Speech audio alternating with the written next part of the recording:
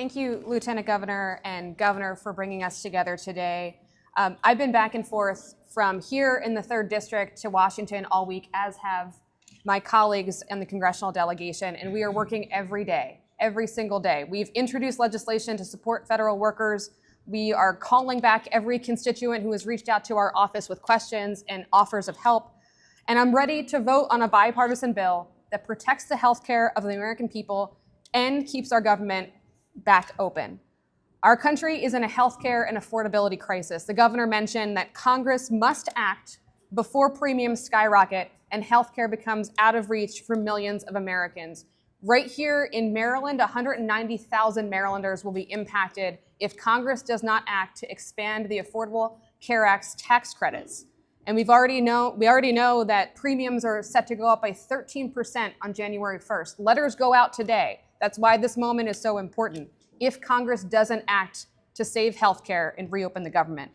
I'm not trying to scare people. I'm just laying out what is at risk and what we are fighting for.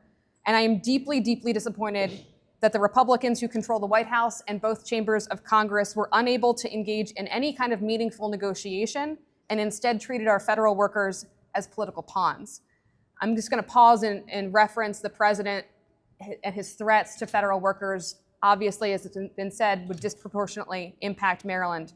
I've been in many a budget negotiation in my career. The Senate president can agree to that. I've always felt the first person to make a threat usually has the shorthand. I think it is deeply offensive that the president is threatening to fire federal workers if we can't reach an agreement without offering any meaningful solutions here. The president continues to threaten those workers, but please know, if you're a civil servant in the state of Maryland, know that we have your back as a team. That's why we're here today, to announce all the ways that our offices can continue to deliver for you each and every day. The federal government might be shut down, but our offices are working. We will answer every phone call. We will respond to every email. We will be there for you to answer your questions and provide those critical government services on your behalf.